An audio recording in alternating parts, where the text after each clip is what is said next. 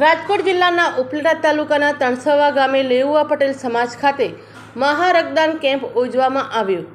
માનવ જિંદગી અમૂલ્ય છે, જેમાં લોહીનું મહત્વ વિશેષ છે।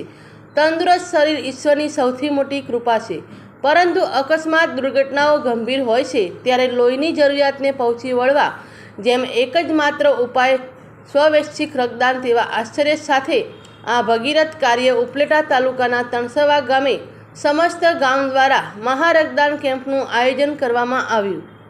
આ સેવાકીય કાર્યને ઉપલેટા નગરપાલિકા પ્રમુખ વર્ષાબેન ગજેરા, મજબૂતભાઈ ભ્રાતસિંહભાઈ ઉબલ, ઉપલેટા પ્રમુખ રવિભાઈ વિરડા, જયદીપભાઈ અનિલભાઈ સુતરિયા તેમજ રાજકીય સામાજિક આગેવાનો તેમજ ગામના આગેવાનો દરેક સમાજના આગેવાનો હાજર રહ્યા હતા।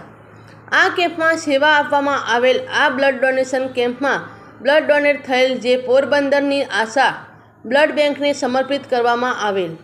આ કેમ્પને સફળ બનાવવા સમસ્ત તણસવા ગામના યુવાનો તેમજ વડીલો 111 બોટલો બ્લડ કરવામાં આવી હતી।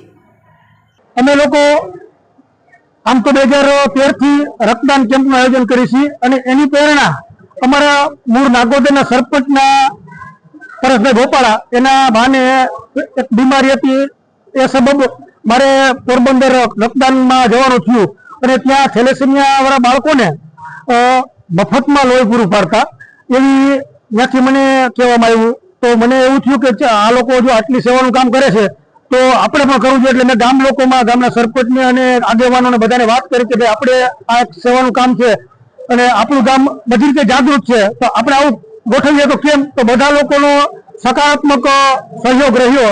તો અમે 2012 થી સતત રક્તદાન કેમ્પ કરી છે। વચમાં કોરોના પછી 2-3 વર્ષ બંધ હતું અને ઓનસાઇલ પાછું ચાલુ કર્યું છે। અને અમારું એવું છે કે ચીલા ચાલુ ગમે ત્યારે રક્તદાન કેમ્પ નહીં, પોરબંદરની આશા બ્લડ બેંક છે એ થેલાસેમિયા વાળા બાળકોને મફત લોહી પૂરું પાડે છે। અને અમારા તરફથી કહેવામાં આવ્યું છે કે જ્યારે તમારે સંપૂર્ણ અછત હોય બ્લડની ત્યારે અમને જાણ કરવી, અને અમે જાણ કરીએ એટલે 2 થી 3 દિવસમાં જ આયોજન કરી અને રક્તદાન કેમ્પ ગોઠવી આપીએ છીએ। અને આ વખતે પણ તો સારો રિસ્પોન્સ છે આજુબાજુના ગામડાના માણસો પણ।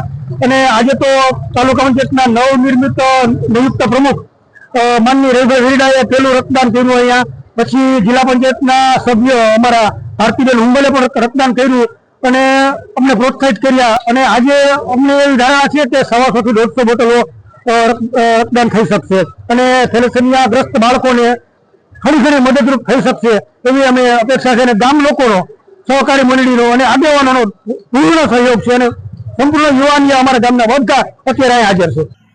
Bureau report Arsibhai Ahir, Upleta.